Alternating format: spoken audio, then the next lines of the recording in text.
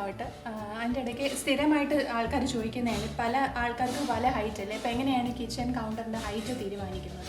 So kitchen കൗണ്ടറിൻ്റെ height തീരുമാനിക്കാനായിട്ട് പ്രധാനപ്പെട്ട ഒരു കാര്യം എന്ന് വെച്ച് കഴിഞ്ഞാൽ, ആരാണോ കൂടുതലായിട്ട് കിച്ചൺ യൂസ് ചെയ്യുന്നത് അവരുടെ ഹൈറ്റിൻ്റെ കാട്ടി, അതായത് ഇങ്ങനെ വയ്ക്കുമ്പോഴത്തേക്ക് ഇച്ചിരി കൂടെ ഒന്ന് താഴ്ന്ന് നിൽക്കുന്ന ലെവലിൽ വേണം കിച്ചൺ കൗണ്ടറിൻ്റെ ഹൈറ്റ് വയ്ക്കാൻ.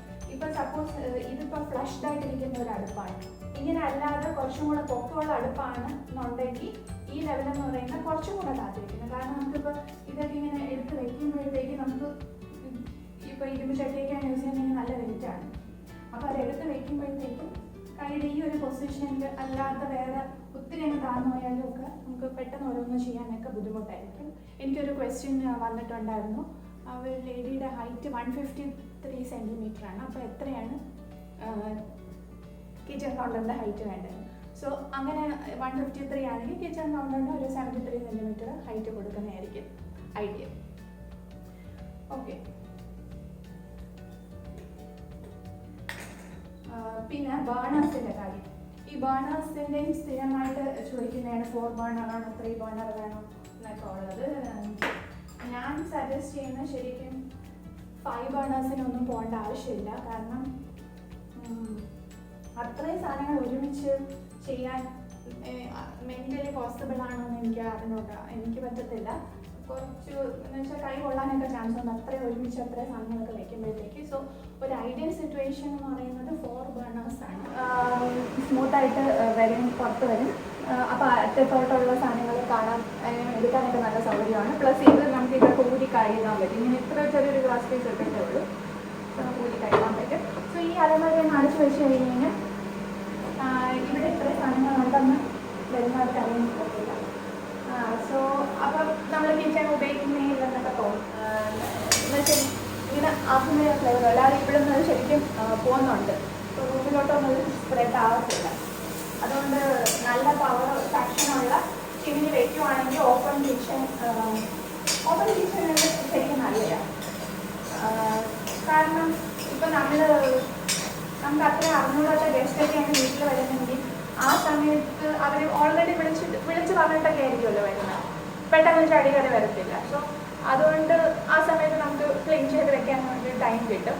പിന്നെ അല്ലാതെ വരുന്നതെന്ന് പറയുന്നത്, നമ്മുടെ പെട്ടെന്ന് വരുന്നതെന്ന് പറയുന്നത് നമ്മുടെ ക്ലോസ് റിലേറ്റീവ്സ് ഒക്കെ ആയിരിക്കും, പാരൻസ്, സിസ്റ്റർ, അല്ലെങ്കിൽ ക്ലോസ് ഫ്രണ്ട്സ്. സോ അപ്പോൾ പിന്നെ അവർ കുക്കിങ്ങിൽ അവർ കൂടെ കൂടും എന്നുള്ളതേ ഉള്ളൂ. അല്ലാതെ മുമ്പത്തെ കോൺസെപ്റ്റിൽ എല്ലാവരും ക്ലോസ് കിച്ചൺ ആണെങ്കിൽ കുക്കിംഗ് അവർ ശരിക്കും സ്റ്റക്കാണ് കിച്ചണിൻ്റെ അകത്ത്.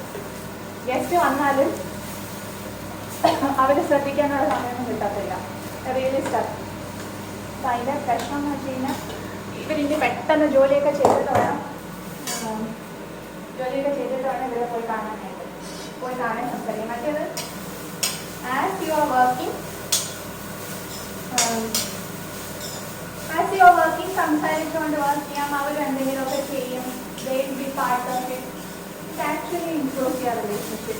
അത് മാത്രമല്ല, പിള്ളേരും അത് ഒത്തിരി കുക്കിങ്ങിൽ നല്ലപോലെ ഇൻവോൾവ് ആവും when you have an open kitchen. Plus smell is not a big issue. Smell അത്ര ഇഷ്ടമുള്ളവർക്ക് ഇത് യൂസ് ചെയ്യാം. പെട്ടെന്നൊക്കെ ചെയ്തുകൊണ്ടിരിക്കുമ്പോഴത്തേക്ക് വെള്ളം നിങ്ങൾക്ക് ഈ ഫിൽറ്റർ, പല ഫിൽറ്റർ എവിടെ വെക്കണം, എന്ത് ഫിൽറ്ററാണ് നല്ലത്. സോ ഇങ്ങനൊരു ഫിൽറ്റർ എന്ന് പറയുന്നത്, ഇതിൻ്റെ ഫിൽറ്റർ ശരിക്കും താഴെയാണ് ഇരിക്കുന്നത്, ഇതിൻ്റെ അടിയിലാണ് എൻ്റെ ഫിൽറ്റർ ഉള്ളത്. ഇപ്പം ശരിക്കും ഫിൽറ്ററിൻ്റെ സ്വിച്ച് ഓൺ ചെയ്തിട്ടൊന്നുമില്ല. ഇതിൻ്റെ ഫിൽറ്ററിൻ്റെ സ്വിച്ച് ഓൺ ചെയ്തുമ്പോൾ ഫിൽറ്റർ വർക്ക് ചെയ്യും. പ്ലസ് ഇതിൻ്റെ അകത്തൊരു പമ്പുണ്ട്, പമ്പിൻ്റെ സഹായത്തോടുകൂടിയാണ് വെള്ളം വരുന്നത്. പക്ഷേ വെള്ളം ഫില്ല് ചെയ്ത് കഴിഞ്ഞാൽ എപ്പോഴും പമ്പ് വർക്ക് ചെയ്യേണ്ട ആവശ്യമില്ല. സോ നമ്മൾ അല്ലാതെ ഫിൽറ്റർ ചെയ്യുവാണെങ്കിൽ, അടിയിൽ ഇല്ലാതെ പുറത്താണെങ്കിൽ അതിനായിട്ട് പിന്നെ ഒരു സ്ഥലമൊക്കെ സെറ്റ് ചെയ്ത് കുറേ സ്പേസ് വേസ്റ്റാണ്. അടിയിലാകുമ്പോൾ അത്രയും നമ്മൾ യൂസ് ചെയ്യാത്ത സ്പേസാണ്. അപ്പോൾ അങ്ങനത്തെ സ്ഥലത്ത് ഫിൽറ്റർ, ഇത് വേൾപൂളിൻ്റെ ഫിൽറ്ററാണ് ഇവിടെ വെച്ചിരിക്കുന്നത്. സോ വേൾപൂളിനാണ് ഞാൻ ഇവിടെ ചെയ്തുകൊണ്ടിരുന്നപ്പോഴത്തേക്ക് ഇങ്ങനെ ഒരു ഓപ്ഷൻ ഉണ്ടായിരുന്നത്.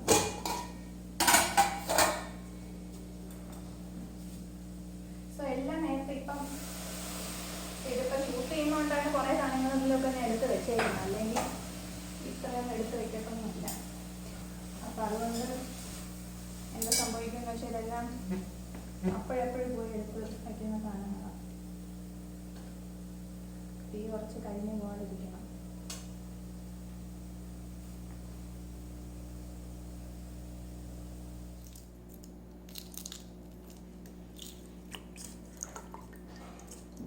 Okay, done.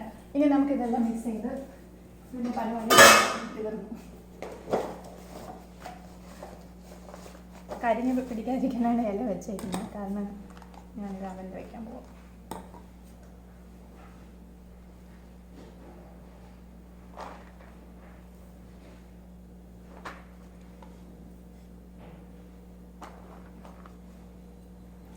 പിന്നെ ഇത് സർവ്വസുഗന്ധിയുടെ ഇലയാണ്. സോ ഇത് ഇങ്ങനത്തെ സാധനങ്ങൾ, ലൈക്ക് ഇങ്ങനത്തെ ഹെർബ്സ് നമ്മളിപ്പം ഗാർഡനിങ് ചെയ്യുമ്പോഴത്തേക്ക് കുറച്ചെങ്കിലും സ്ഥലം വീട്ടിൽ ഇതിനൊക്കെ വെച്ചിരുന്നു കഴിഞ്ഞാൽ ഇതൊക്കെ എപ്പോഴും നമുക്ക് ശരിക്കും കടയിൽ നിന്ന് വാങ്ങിക്കുമ്പോഴത്തേക്ക് ഇത്രയും വലിയ ഫ്രഷ്നെസ് കാണത്തില്ല. സോ ഇതൊക്കെ ശരിക്കും അത്രയും വലിയ എഫേർട്ടൊന്നും ഇല്ലാതെ തന്നെ വീട്ടിൽ ഉണ്ടാക്കാൻ പറ്റുന്ന സാധനങ്ങളാണ്. പിന്നെ വേറൊരു കാര്യം പറയാനുള്ളത് വേറൊരു കാര്യം പറയാനുള്ളത് ഈ വൈറ്റ് ടേബിൾ ടോപ്പിനെ കുറിച്ചാണ്. അപ്പോൾ ഇത് ആക്ച്വലി വൈറ്റ് ഗ്രാനൈറ്റ് ആണ്, വൈറ്റ് ആർട്ടിഫിഷ്യൽ ഗ്രാനൈറ്റ്. സോ ഇതിന് 350 per square feet റേഞ്ചിലുണ്ട്, 550 per square feet റേഞ്ചിലുണ്ട്. അപ്പം ഈ വൈറ്റ് ഗ്രാനൈറ്റ് പറയുമ്പം എല്ലാവരുടെയും ഒരു സംശയത്തിൽ കറ പിടിക്കുമോ? സോ അതും കൂടെ ഒരു ഇമ്പോർട്ടൻറ്റ് റീസൺ ആണ്. റെഗുലർലി ആൾക്കാർ ചോദിക്കുന്നതാണെങ്കിൽ കറ പിടിക്കത്തില്ലേ, ഇത് കുറച്ച് ദിവസം കഴിഞ്ഞ് ചീത്താവത്തില്ലേ? 350 rupees per square feet ആണ് നമ്മൾ വെക്കുന്നെങ്കിൽ ചെറുതായിട്ടൊക്കെ കറ ഇറങ്ങും, 100% ഉറപ്പില്ല. 550 rupees per square feet granite സ്ലാബിൽ കറ ഇറങ്ങത്തില്ല. ഞാനിതിപ്പോൾ ഒരു 4 years കൂടുതലായി യൂസ് ചെയ്യാൻ തുടങ്ങിയിട്ട്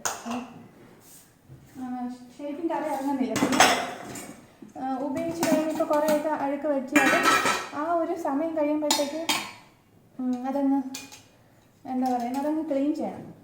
ഒരു ദിവസവും 2 ദിവസവും ഒക്കെ ഒട്ടും ക്ലീൻ ചെയ്യാതെ ഇട്ടിരുന്ന കറ പിടിക്കുമോ എന്നുള്ള കാര്യം എനിക്കറിയത്തില്ല. ഞാൻ അങ്ങനെ ചെയ്ത് നോക്കിയിട്ടില്ല. ഇപ്പം ഈ കുക്കിംഗ് കഴിയുമ്പോൾ ഇവിടെ ക്ലീൻ ചെയ്ത് കഴിയുന്നതുകൊണ്ട് ആയിരിക്കുമോ അറിയത്തില്ല. എന്തായാലും അങ്ങനെ ചെയ്യുന്നതുകൊണ്ട് ഇത്രയും വർഷമായിട്ട് ഒരിടത്തും കറയൊന്നും പിടിച്ചിട്ടില്ല. ചിലരാണെങ്കിൽ ഈ ഒരു പേടി കാരണം മാത്രം അവർക്ക് വളരെ ഇഷ്ടമായിരിക്കും വൈറ്റ് ഗ്രാനൈറ്റ് ടേബിൾ ടോപ്പിൽ ഇടാനായിട്ട്. പക്ഷേ കറ പിടിക്കുമെന്നുള്ള പേടി കാരണം മാത്രം അവർ പ്രിഫർ ഫോർ വേറെ കളേഴ്സ് ഗ്രാനൈറ്റിൻ്റെ. അപ്പോൾ നമുക്ക് ഇഷ്ടമില്ലാത്തൊരു കളർ ഇടേണ്ട ആവശ്യമില്ല, ഇതേ ഉള്ളൂ. ഇപ്പോൾ മഞ്ഞൾ ഇട്ട് കഴിഞ്ഞാൽ പോലും ഇപ്പോൾ വീണു എന്ന് പറഞ്ഞാൽ ഉടനെ അങ്ങ് കറയും ഇറങ്ങത്തൊന്നുമില്ല. പിന്നെ കുറച്ച് നേരം കഴിഞ്ഞ് കളർ ഇറങ്ങുമെന്ന് എനിക്കറിഞ്ഞൂടെ, എനിക്കിതുവരെ ഇറങ്ങിയിട്ടില്ല. ചിലപ്പം 3 ദിവസമൊക്കെ കിടന്നു കഴിഞ്ഞാൽ ചിലപ്പോൾ ഇറങ്ങുമായിരിക്കും. ഞാനങ്ങനെ പരീക്ഷിച്ചിട്ടില്ല. സോ നമുക്ക് ഈ ഗ്രാനൈറ്റ് എന്തായാലും കംപ്ലീറ്റ്ലി യൂസ്ഫുൾ ആയിട്ടാണ് എനിക്ക് തോന്നിയിട്ടുള്ളത്. അങ്ങനെ വേറെ പ്രശ്നമൊന്നുമില്ല. സോ ഈ ലൈക്ക് പല ആൾക്കാരും ചോദിക്കുന്നുണ്ട് മൈക്രോവേവും അവനും അതിലേതാ വെക്കേണ്ട, മൈക്രോവേവ് വെക്കുന്ന എവിടെയാണ്, ടേബിൾ ടോപ്പ് വെക്കണോ അതോ ഇതിനകത്തുള്ള വെക്കണോ? എനിക്ക് ശരിക്കും മൈക്രോവേവിനോട് വലിയ താല്പര്യമില്ല, അഭിപ്രായമില്ല. കാരണം ഇപ്പം പ്രൂവൺ അല്ലാന്ന് പറയാം, പക്ഷേ മൈക്രോവേവിൽ ഫുഡ് കുക്ക് ചെയ്യുമ്പോഴത്തേക്ക് അതിന് ഒത്തിരി ചേഞ്ചസ് അതിൻ്റെ സ്ട്രക്ചറിൽ വരുന്നുണ്ട്. അത് പറഞ്ഞു കഴിഞ്ഞാലും പറയാം അത് പ്രൂവൺ അല്ലാന്ന്. പക്ഷേ എല്ലാ കാര്യങ്ങളും ഒന്നും അങ്ങനെ പ്രൂവ് ചെയ്ത് അല്ലെങ്കിൽ അങ്ങനത്തെ പ്രൂഫ് ഉണ്ടെങ്കിൽ പോലും അത് പുറത്തൊന്നും വിടത്തില്ല. അതിൻ്റെ റീസൺ എന്താണെന്ന് വെച്ച് കഴിഞ്ഞാൽ അതൊരു വലിയ മൾട്ടി-മില്യൺ ഇൻഡസ്ട്രിയാണ്. അപ്പം അതിൻ്റെ ബിസിനസ്സിന് കാം ചെയ്യുന്ന രീതിയിൽ അങ്ങനെ വലിയ ന്യൂസൊന്നും വരത്തില്ല. പക്ഷേ എനിക്ക് പേഴ്സണലി അറിയാനുള്ള കുറേ ആൾക്കാർക്ക് അവർ സ്ഥിരമായിട്ട് ലൈക്ക് ചായ ചൂടാക്കി കുടിക്കാനും അല്ലെങ്കിൽ വെള്ളം ചുമ്മാ ചൂടാക്കി കുടിക്കാനും തൊട്ട് മെജോറിറ്റി ചാനലുകൾക്ക് മൈക്രോവേവ് യൂസ് ചെയ്യുന്ന ആൾക്കാരുണ്ട്. അപ്പോൾ അവർക്കൊന്നും അത് ഒരുപാട് ഡാമേജ് ചെയ്തിട്ടുണ്ട്. അപ്പോൾ അവരുടെ ഇൻഡിവിജ്വൽ റീസൺ മാത്രമല്ല, അല്ലാതെ നമ്മളിപ്പോൾ നോക്കിയാലും കുറേ ആൾക്കാർ പറയുന്നുണ്ട് യൂസ് ചെയ്യാനേ പാടില്ലെന്ന്. സോ ഞാൻ ഓഫീസിൽ വരുന്ന പ്രോജക്ട്സിൻ്റെ ചോദിക്കുന്നവരത്തൊക്കെ പറയാറുണ്ട് ഡയറക്റ്റ്ലി യൂസ് ചെയ്യേണ്ടതെന്ന്. പക്ഷേ ശീലിച്ച് പോയവർ അത് പിന്നെയും യൂസ് ചെയ്യുന്നുണ്ട്. ശരിക്കും പറഞ്ഞു കഴിഞ്ഞാൽ നമ്മൾ ആൾക്കാർ ഡീഫ്രീസ് ചെയ്യാനും പിന്നെ ഫുഡ് റീഹീറ്റ് ചെയ്യാൻ അങ്ങനെയൊക്കെയാണ് യൂസ് ചെയ്യുന്നത്. അങ്ങനെ അത്യാവശ്യം റീഹീറ്റ് ചെയ്യണമെങ്കിൽ യു ക്യാൻ യൂസ്. അടുപ്പിൽ വെച്ച് റീഹീറ്റ് ചെയ്യുന്നത്, ഡീഫ്രീസ് ചെയ്യുന്നത് അങ്ങനെ ചെയ്യാൻ പറ്റത്തില്ല. അപ്പം കുറച്ച് നേരം പുറത്തെടുത്ത് വയ്ക്കുക. അപ്പോൾ അങ്ങനത്തെ ചില കോംപ്രമൈസസ് ഒക്കെ ചെയ്തിട്ട് ചെയ്യുന്നതായിരിക്കും നല്ലത്. അല്ലാതെ യൂസ് ചെയ്ത് കഴിഞ്ഞ് കഴിഞ്ഞാൽ എനിക്ക് തോന്നുന്നില്ല അത് സേഫ് ആണെന്ന്. So don't go for it. അവൻ യൂസ് ചെയ്യാം. അവൻ വേറൊരു ടെക്നോളജിയിലാണ് വളർത്തുന്നത്. അത് ഹാം ചെയ്യത്തൊന്നുമില്ല. പിന്നെ ഇവിടെ ഒരു ഇൻഡക്ഷൻ ഉണ്ട്. മീൻസ് ഗ്യാസൊക്കെ തീർന്നു പോകുന്നു, അങ്ങനത്തെയൊക്കെ സിറ്റുവേഷൻ ഉണ്ടെങ്കിൽ ലൈക്ക് ഞാൻ ഫോസ്റ്റു ആയിട്ട് യൂസ് ചെയ്യുന്നതാണ്. മാക്സിമം ഉപയോഗിക്കാൻ നോക്കാറില്ല.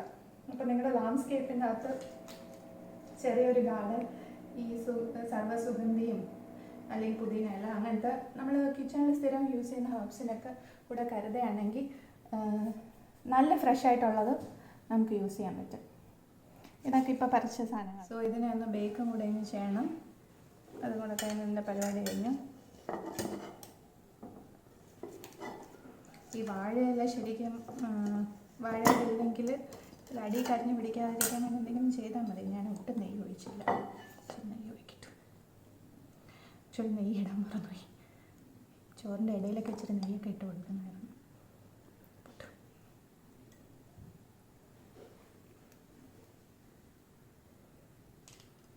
ഓക്കെ. ആക്ച്വലി കുക്കിംഗ് ചെയ്തുകൊണ്ടിരിക്കുമ്പോൾ ഷൂട്ട് ചെയ്തുകൊണ്ടിരിക്കുന്നതെന്ന് പറഞ്ഞു കഴിഞ്ഞാൽ ഭയങ്കര പാടുള്ളൊരു കാര്യമാണ്. ഇതിൻ്റെ അകത്തുള്ള എയർ ഗ്യാപ്പൊക്കെ ഞാൻ അടയ്ക്കാൻ കാണും. അത്ര വലിയ എയർ ഗ്യാപ്പില്ല, ഈ സൈഡിൽ ഇച്ചിരി എയർ ഗ്യാപ്പുണ്ട്. അപ്പം ഇതിൻ്റെ ആവി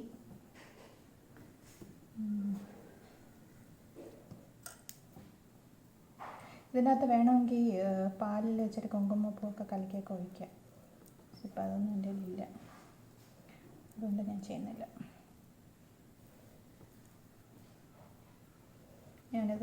ഇതെങ്ങനെയാണ് ബേക്ക് ചെയ്യുന്നത് അവൻ്റെയും കൂടെ യൂസ് കാണിക്കാൻ വേണ്ടിയിട്ടാണ്. അതിൻ്റെ ബാക്കിയും കൂടെ കാണിച്ചു തരാം. ഇപ്പം സ്റ്റീമറും കൂടെയൊക്കെ ഉള്ള അവനുണ്ട്. ഇത് സ്റ്റീമറുള്ള അവനല്ല, ഇതിനകത്ത് ഫാനുണ്ട് അത്രേ ഉള്ളൂ. പിന്നെ സ്റ്റീമർ ഇല്ലാത്ത അവനാണെങ്കിൽ നമുക്ക് ഒരു ചെറിയ പാത്രത്തിൽ വെള്ളമൊക്കെ വെച്ച് സ്റ്റീമർ ആവശ്യമുള്ള അങ്ങനത്തെ കുക്കിങ്ങിന് അങ്ങനെ വേണമെങ്കിൽ യൂസ് ചെയ്യാം. എനിക്ക് ഫാനുള്ളതായിരുന്നു ആവശ്യം, അതുകൊണ്ടാണ് ബേക്ക് ചെയ്യാനൊക്കെ ഫാനുള്ളത് കുറച്ചും കൂടെ യൂസ്ഫുള്ളാണ്. സോ ഇത് പ്രീഹീറ്റ് ചെയ്തിട്ട് വെക്കാം. പ്രീഹീറ്റിങ്ങിന് ഒന്നും പോകുന്നില്ല, അതിന് പകരം ഡയറക്റ്റ് കൺവെൻഷനൽ പോവാണ്. ടെമ്പറേച്ചർ ഇത്തിരി ഒന്ന് കൂട്ടി. ആക്ച്വലി ഞാനിത് മറ്റേ മൺചട്ടിയില്ല അതിൻ്റെ അകത്താണ് വെക്കുന്നത്. എൻ്റെ മൺചട്ടി പൊട്ടിപ്പോയി, അപ്പോൾ അതുകൊണ്ടാണ് ഇപ്പം ഇതിനകത്ത് വെക്കുന്നത്. ഇപ്പം മൺചട്ടി ആയാലും ഇതായാലും ടെമ്പറേച്ചർ ഒരു 100ൻ്റെ അകത്തങ്ങ് വെച്ച് ഒരു 20 മിനിറ്റ്സ് വെക്കുന്നതായിരിക്കും നല്ലത്. നമുക്ക് ഒരു 20 മിനിറ്റ്സ് വെച്ചിട്ട് ഓക്കെ. നമുക്ക് ഐലൻഡ് കിച്ചനെ കുറിച്ച് ഞാൻ ഫസ്റ്റ് പറയാം. സോ ഐലൻഡ് കിച്ചൺ എന്ന് പറയുന്നത് ഇങ്ങനെ ഒരു നടുക്കായിട്ട് വരുന്ന കിച്ചണാണ്. സോ ഐലൻഡ് കിച്ചണിൽ ഗ്യാസ് വെക്കുന്നതിൻ്റെ ഒരു പ്രശ്നം എന്ന് വെച്ച് കഴിഞ്ഞാൽ ഇപ്പം ഒരു സേഫ്റ്റി കൺസേൺസ് ഒക്കെ സേഫ്റ്റിയുടെ കാര്യം കൂടെ നോക്കുവാണെങ്കിൽ ഗ്യാസ് ഇപ്പോൾ ആരും അകത്ത് വയ്ക്കാറില്ല, എല്ലാവരും ഗ്യാസ് പുറത്താണ് വയ്ക്കുന്നത്. അപ്പോൾ നമ്മൾ ഇവിടെ ഒരു ഗ്യാസ് കണക്ഷൻ കൊടുക്കുവാണെങ്കിൽ ഗ്യാസ് പിന്നെ തറയിൽ കൂടെ കട്ട് ചെയ്ത് കൊണ്ടുവരണം. സോ അതും കൂടെ കൊണ്ടാണ് ഞാൻ ഈ നടുക്കുള്ളതിൻ്റെ അകത്ത് ഗ്യാസ് വെക്കാതെ ഈ സൈഡിലുള്ളതിന് ഗ്യാസ് വെച്ചിട്ട് ഇവിടെ ഇൻഡക്ഷൻ വെച്ചത്. അപ്പോൾ ഇതിൻ്റെ ഗ്യാസ് എന്ന് പറയുന്നത് ഇരിക്കുന്നത് എൻ്റെ തൊട്ട് പിറകിലാണ്. അവിടെ നിന്നൊരു പൈപ്പ് ഇട്ടിട്ടാണ് ഇവിടത്തേക്ക് ഗ്യാസ് കൊണ്ടുവയ്ക്കുന്നത്. പിന്നെ ചെയ്യാം, ഇതിനകത്ത് തന്നെ ഇതിപ്പോൾ അതിനുള്ള സ്പേസ് ഉണ്ട്, ഒരു ഗ്യാസ് ഊറ്റി അകത്തോട്ട് വെച്ചിട്ട് വെക്കാം. പക്ഷേ അപ്പോഴും ഗ്യാസ് ഊറ്റി വീട്ടിൻ്റെ അകത്താവും എന്നുള്ളൊരു പ്രോബ്ലം ഉണ്ട്. സോ ഐലൻഡ് കിച്ചൺ ചെയ്യുമ്പോഴത്തേക്ക് പിന്നെ നമുക്ക് സെൻറ്ററിൽ നിന്ന് ഇത് കൊണ്ടുവരാം, ചിമ്മിനി.